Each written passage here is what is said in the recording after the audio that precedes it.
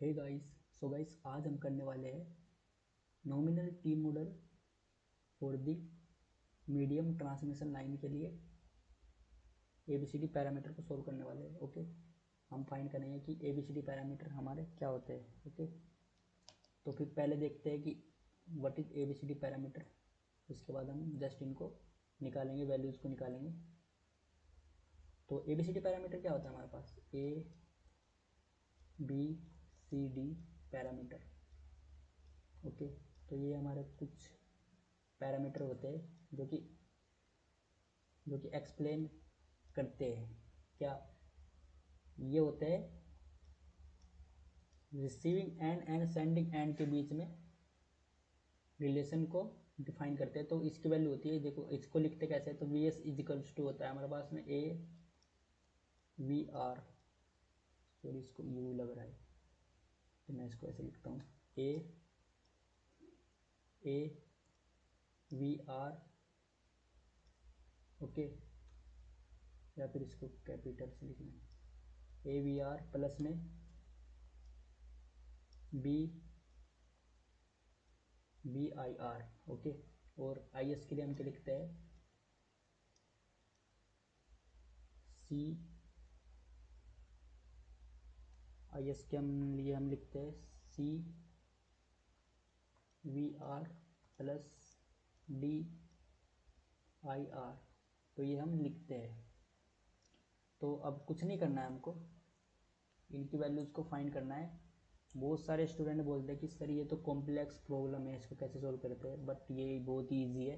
पहले मेरे को क्या करना है, देखो जो चीज़ें मेरे को पता है ना, कि अब मेरे को इसमें क्या करना है, अप्लाई करना है केवीएल को।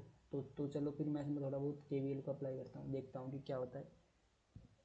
तो वी एस के लिए अब देखो केवीएल लगाना तो आपको आना चाहिए, because it is power system analysis, और ये हमारे 6 में होता है, तो आपको ये तो आने ही चाहिए। तो वी एस के लिए अगर मैं इसको लगाऊं, तो वी एस के लिए क्या ये लगेगा,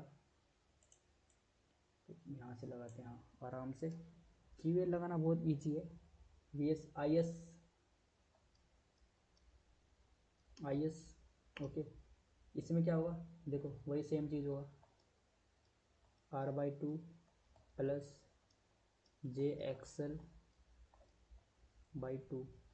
अब ये कहाँ से आ रहा है, देखो हम के वी एल लगा रहे हैं ना इसमें, ये दोनों सीरीज में हमने जोड़ दिया इनको, और आई एस इनमें कॉमन है तो मैंने उसको कॉमन पहले ही ले लिया है।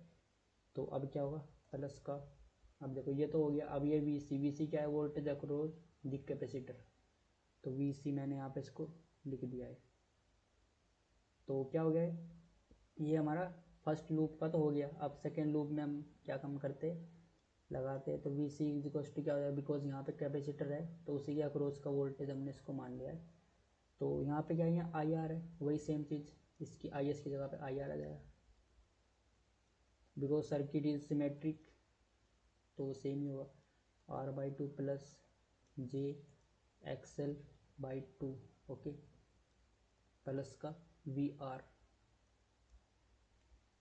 तो प्लस में क्या होगा, वी आर होगा।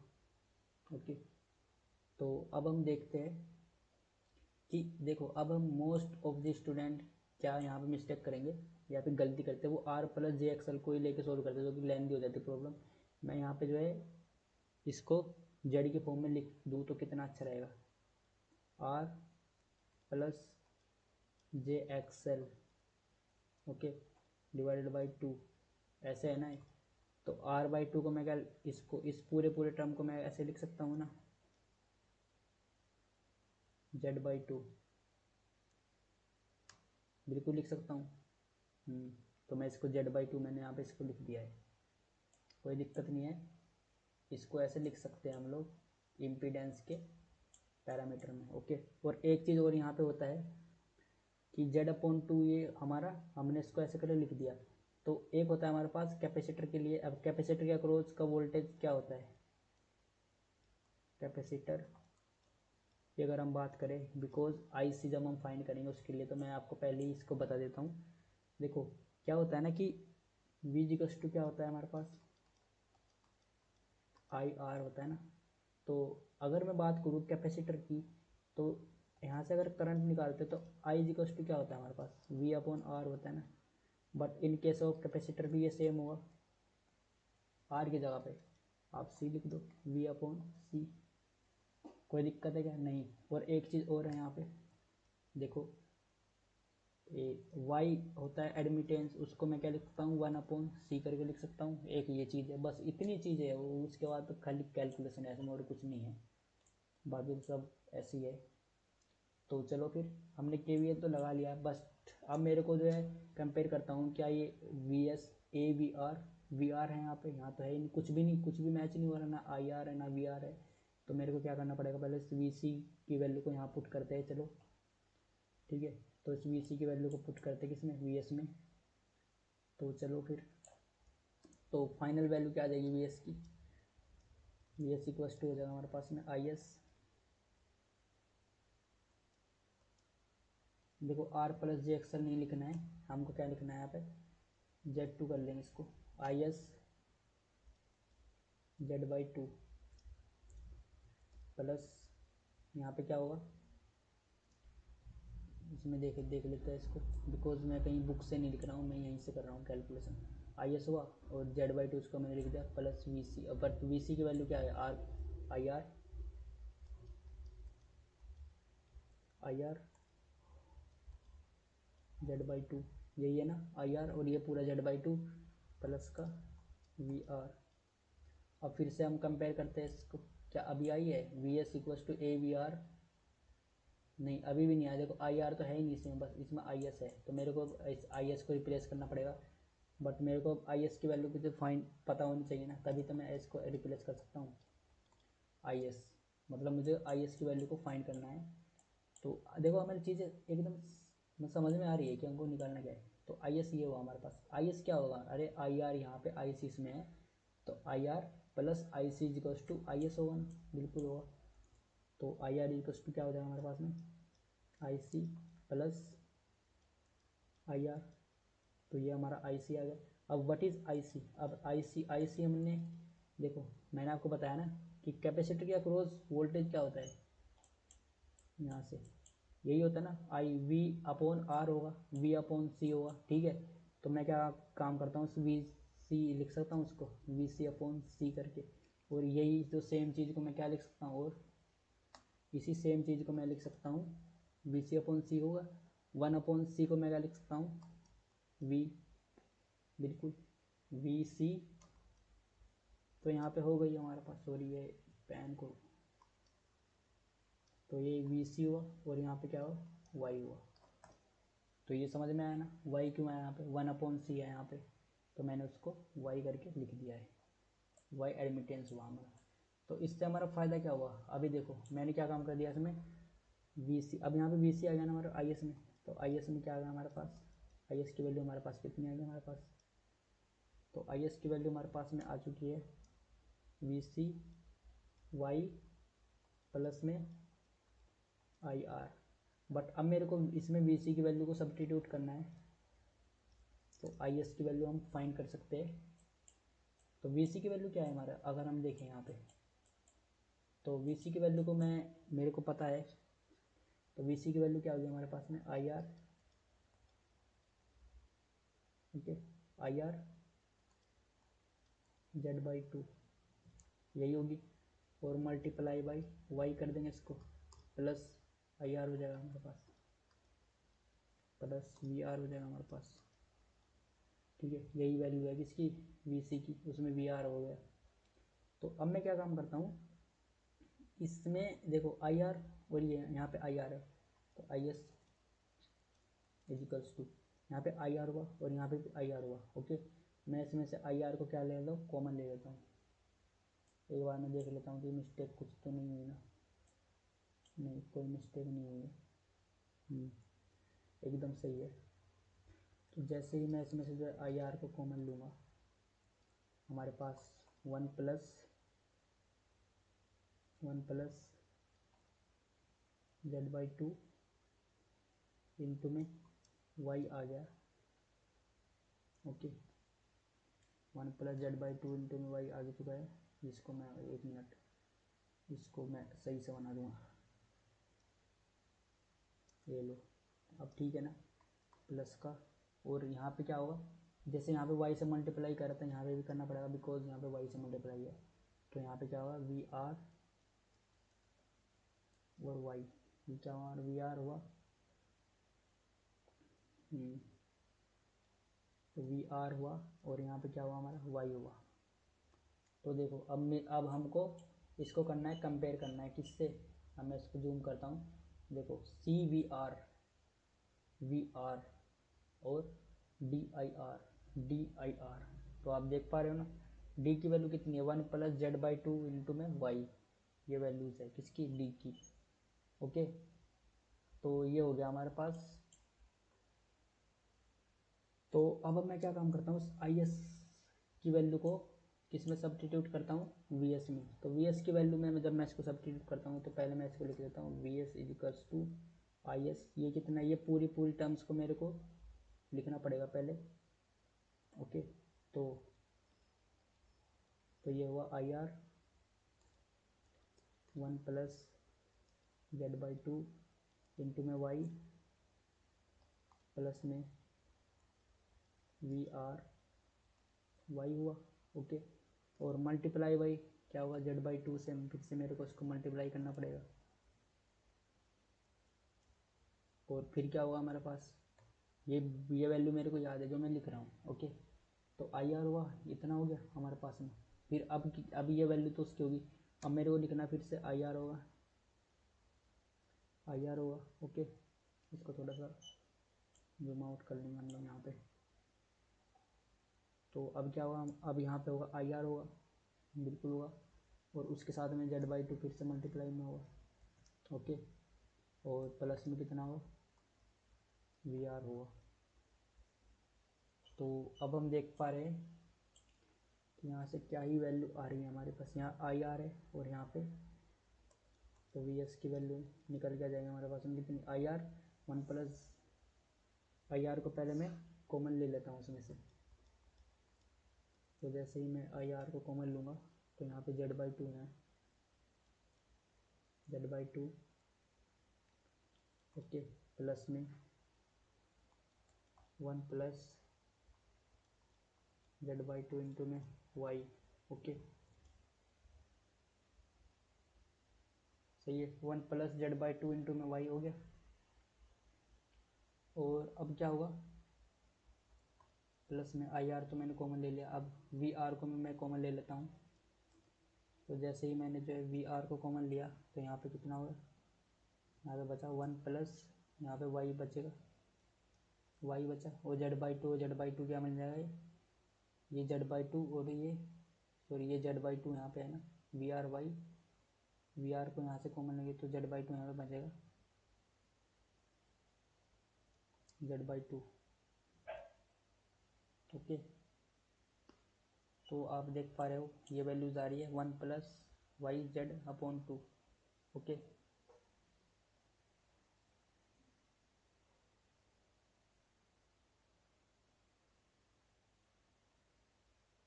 तो एक बार मैं इसको फिर से देख लेता हूँ, 1 plus Z by two upon Y. हाँ ठीक है, वी एस की वैल्यू सही आ रही है, I R 1 plus Z by two into Y, I S की वैल्यू सही लिखी ना हमने, V S equals to I R 1 plus Z by two upon Y, कहाँ से है इसकी, आई एस की वैल्यू मैंने 1 I R 1 plus Z by two upon Y, upon Y, ठीक है, प्लस का वी आर वाई, टी लिखी है मैंने, तो वी आर वाई यहाँ पे है हमारे पास में, ठीक है। ओके,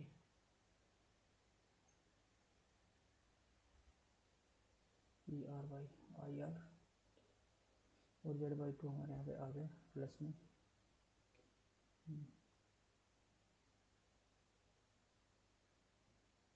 जेड बाई टू, और यहाँ पे Z by to. So guys यहाँ पे एक दिक्कत हुई है हमारे पास, देखो जेड बाई टू मैंने सिर्फ इसी से मल्टीप्लाई किया है, बट जेड बाई टू इस पूरे ही लाइन से मल्टीप्लाई हुआ, ठीक है। तो ये मेरी कुछ मिस्टेक आ रही है यहाँ पे, तो मैं इसको फिर से सोल्व करता हूँ। तो जब तक हम मिस्टेक नहीं करेंगे तब तक हमको पता नहीं चलेगा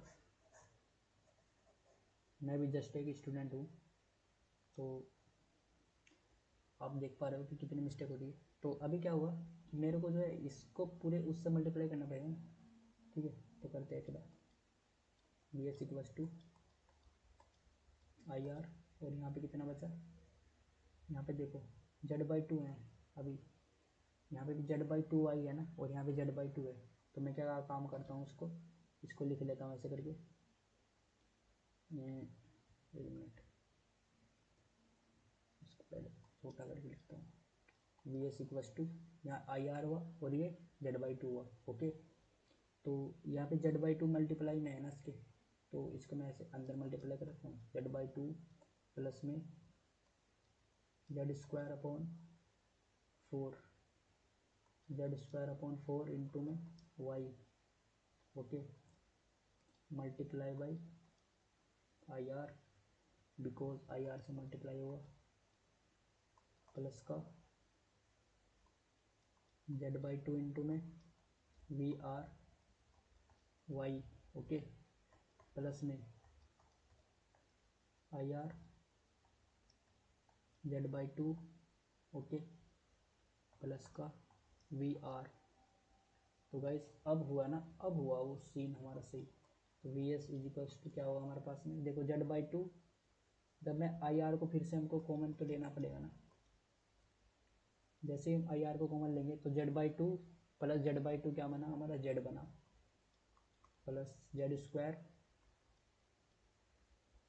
और इसको सही लिख दें, Z² अपॉन में 4 इंटू में Y बना, ओके, और Z² अपॉन, हाँ ये ठीक बना, और प्लस में VR को कैसे कॉमन लिया मैंने देखो, और यहाँ पे Z/2 और यहाँ पे 1 प्लस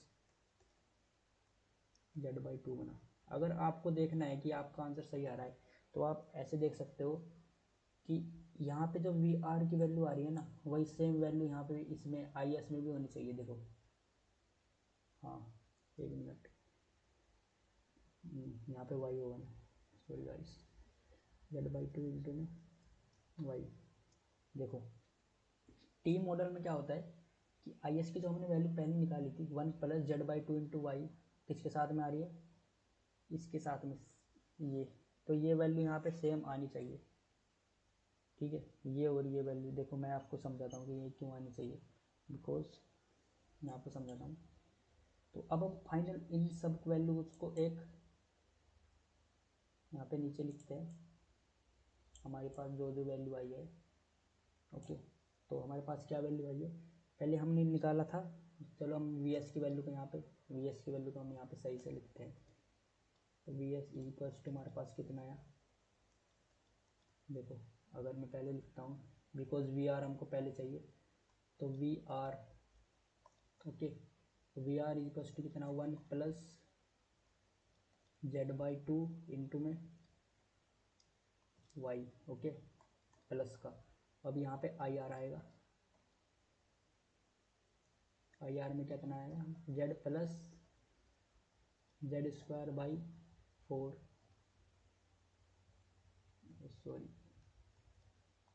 Y/4 प्लस का, अब हो गया ना हमारे पास सब, ओके, हाँ। तो ये हमारी वी एस की वैल्यू आ गई, ठीक है। अब मेरे को आई एस की वैल्यू निकालनी है, मतलब आई एस की हमने पहले से ही निकाल सकी थी, उसको हम देख पा रहे हैं, यहाँ पे है हमारे पास आई एस की value, I S equals to I are,